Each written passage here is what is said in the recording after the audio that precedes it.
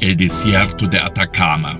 Aquí, en las antiguas salitreras de Taltal, se extiende uno de los rincones más extremos del planeta. Tierra que ha visto pasar décadas sin una sola gota de lluvia, donde el sol se convierte en una amenaza y el viento ardiente, interminable, parece llevar consigo la memoria de un mundo sin vida.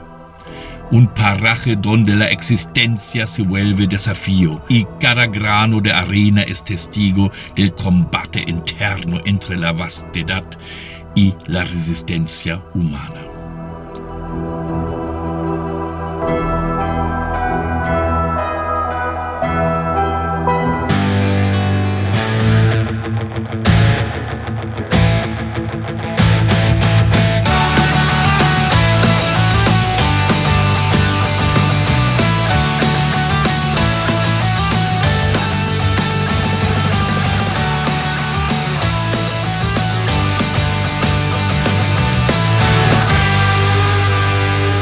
Aquí mi esquina favorita. Más desierto no hay, no existe. Aquí, en una altura de 2060 metros, se puede vivir el desierto en su forma más pura, más real. Hoy vamos a visitar al primero la estación Piqueflor y su pozo. Después vamos a ingresar a la oficina Ballena.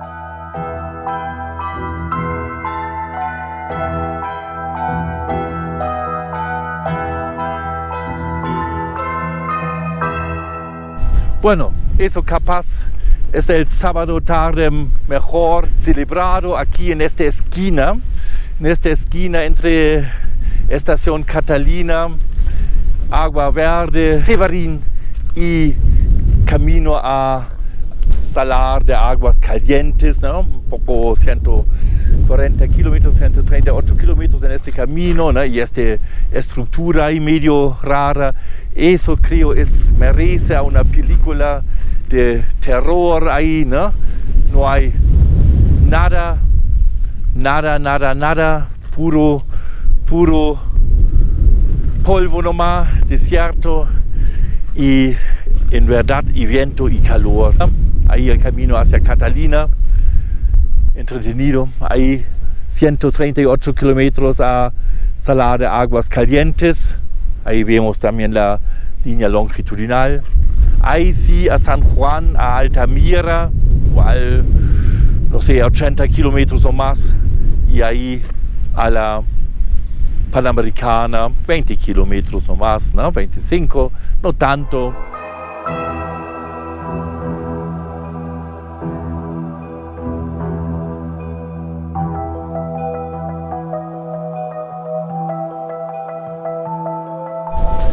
Bien, hola amigos de RioVirtual2.cl.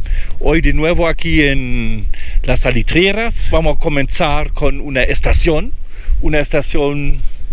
moderna, no tan moderna, la Severín, ¿no? Una estación de la línea longitudinal, un poco abandonado, sí, y tenía algunas instalaciones bien interesantes.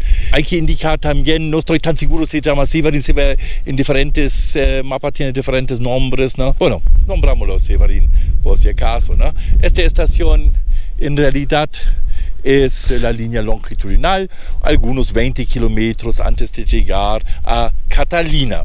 No teníamos seguramente no mucho tráfico, no muchas salidas, entradas. Era más una estación técnica por agua o algo así que tenían acá, porque ya estamos en esta cuenca donde hay la napa de agua. Esta primera sector donde podía ser este napa en 45 metros de profundidad. Ya, vamos a ver.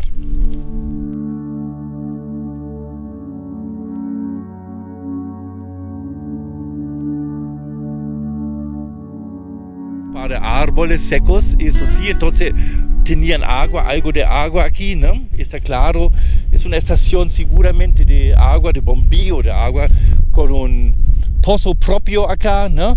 Por lo menos las máquinas aquí son no menores. No era una estación de gran tráfico pasajeros, no creo, mira ahí los peldaños para la máquina, para acceder a la máquina. Impresionante, bonito, ¿no? Y arriba tenían una máquina. Claro, se nota ahí la traza, el trazado de la línea de agua, ¿no? Eso sí, eso es una estación de bombeo. ¿Eso era el pozo? Ah, claro, un pozo. Ahí está. Un pozo donde realmente tenían una bomba de aguas o bombas de aguas. Este bombas, claro, era un poco más grande. Y claro, como es la primera parte de esta cuenca, ya tenemos.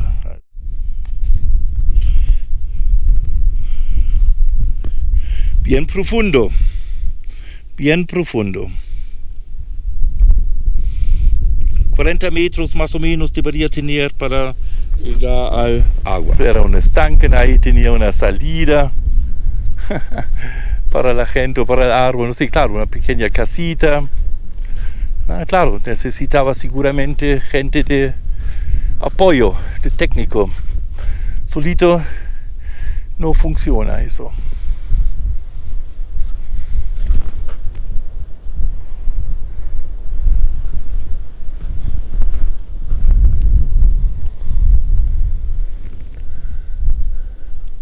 Ahí el grifo, ya robado como todos los grifos. Yo creo la última vez estuve ahí. Pucha, malo.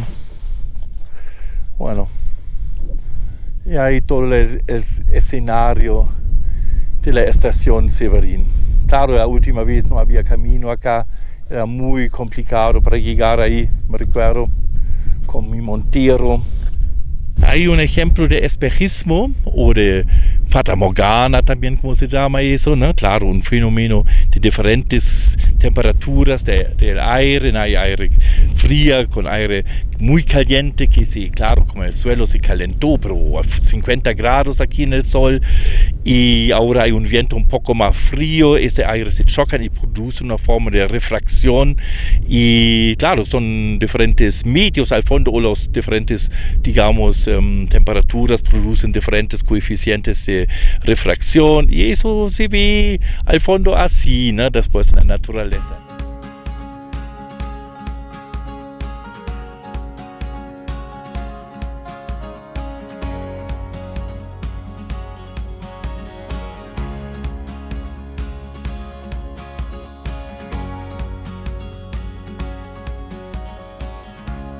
Ahora, hoy día, con mucho viento, en realidad, como siempre, en la oficina Ballena o Delaware, ¿no?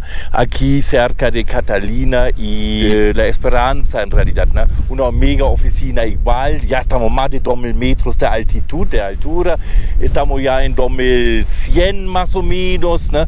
Y se ve aquí, como en casi todas las oficinas, una cantidad de ruinas, pero impresionante, ¿no? Hay seguramente un estanque o algo así, ¿no? Como se rellena lentamente, ¿no? Hay una máquina. Ahí se ve las dimensiones de estas máquinas, ¿no?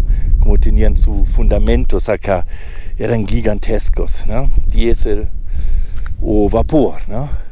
Hay también una escalera, la típica configuración aquí, claro, con conexión ferrocarril, ¿no?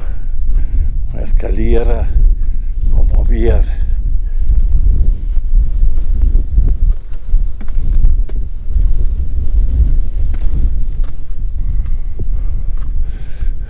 Ahí fondo se ve siempre esta estructura rara. No sé qué podría ser eso. Otra máquina. Se notó, la energía era uno de los principios más importantes, ¿no? Impresionante, ¿no? Y la cantidad de ruinas también. Aquí generalmente se aplicaron el sistema Shanks. El sistema Shanks contemplaba las siguientes etapas productivas y tecnológicas. Cateo, análisis del terreno en que se encontraba el caliche. extracción y selección del caliche, ejecutada por numerosos trabajadores empleados y vigilantes.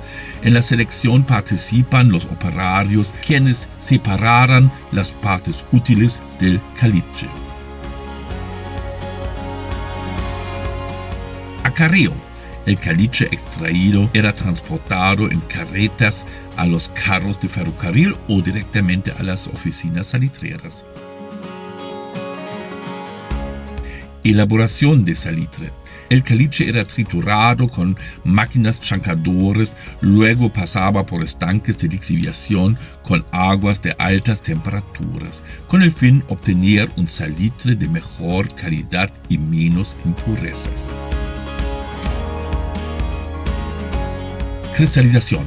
El producto se colocaba en bateas por varios días para que se enfriara y se cristalizara. Terminada la operación, se procedía al llenado de los sacos y el transporte a los puertos de embarque, como en nuestro ejemplo Taltal. Este procedimiento Shanks aumentó la producción salitrera, aprovechó el nitrato de menor ley y redujo los costos de producción.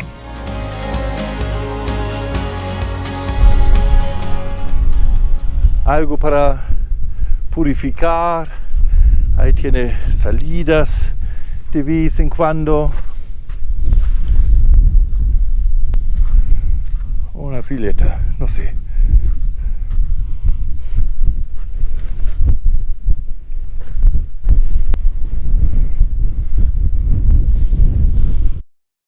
Scheiße, hat nicht gefilmt. Und lleno de repuestos.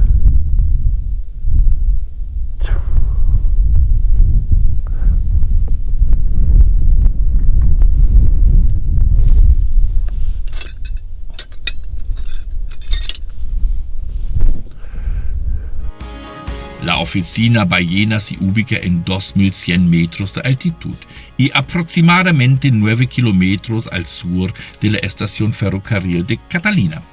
En la literatura figura con una capacidad de producción de 24.133 quintales métricas, que corresponde a 2.400 toneladas métricas más o menos de salitre, que corresponde a 2.400 toneladas métricas de salitre por mes, que corresponde a casi 7% de la producción del cantón Taltal.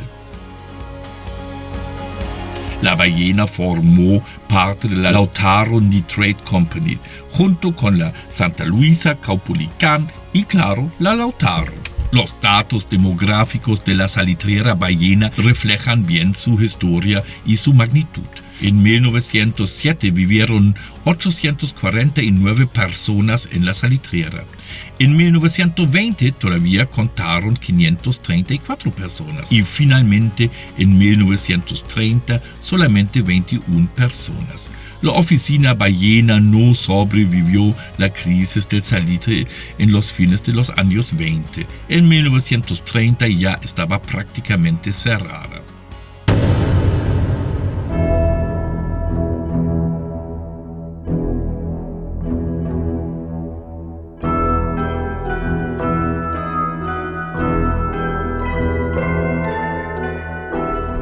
Estructura misteriosa en la Ballena.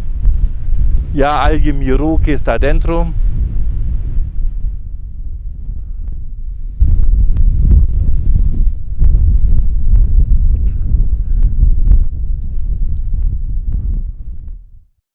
Ahí la zona de carga de la Delaware o Ballena, ¿no?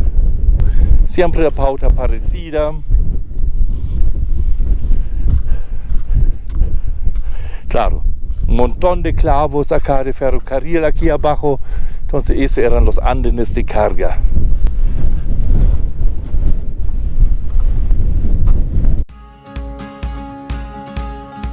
El área intervenida se extiende más o menos 600 por 800 metros y como en la mayoría de las salitreras se puede diferenciar entre los sectores de producción, la planta y a los edificios relacionados a la producción. También el acoplo al sistema ferroviario se queda bien intacto.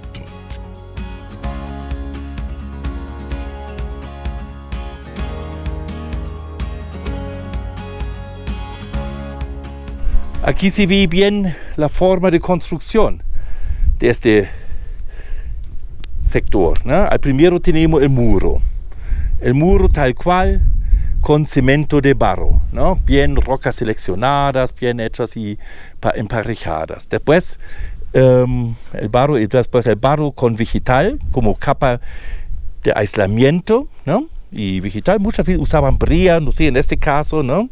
Que está ahí. Después de eso, son como 1 centímetro, 2 centímetros para también emparejar el muro, ¿no? Viene el cemento, un cemento bien grueso, no muy bueno, pero un cemento grueso. Y encima de eso llegó un estuco, ¿no? Acá, y hasta los restos de una pintura. Ahí tengo los restos de una pintura. Entonces imagínate eso. ¿Qué estamos viendo aquí? No es la realidad.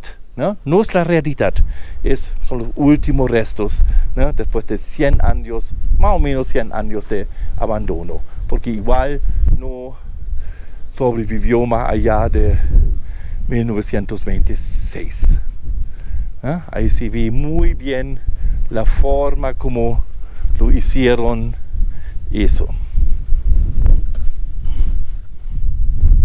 Y la altura, uno nota siempre la altura. Estamos hablando fácilmente de 3,50 metros o más, ¿no? Par de durmientes todavía y la cañería de agua, ¿no? Claro. Bueno, ahí todavía en la Delaware o Ballena, ¿no? Aquí un sinnúmero de ruinas. Aquí estoy en otro. Lamentablemente se nota, ¿qué pasó ahí?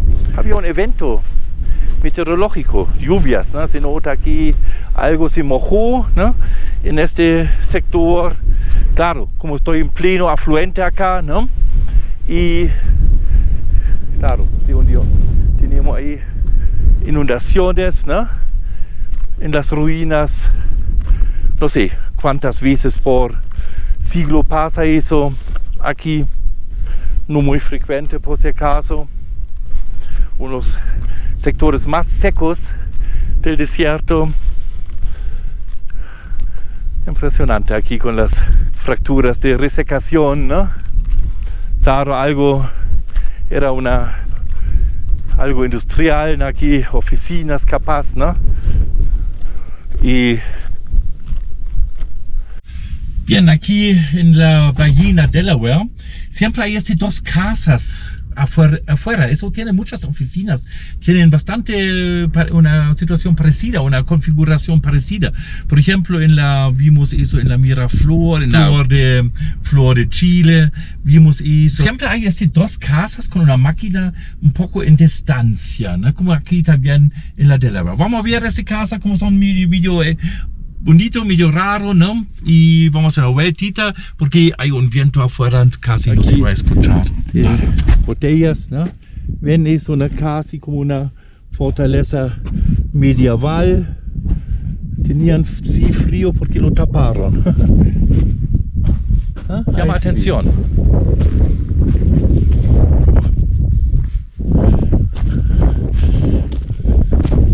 Un patio, al fondo un patio para guardar cosas, ¿no?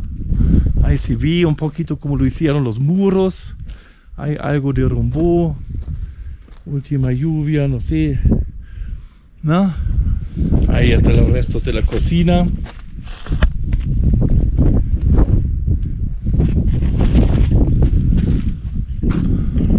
Las ventanas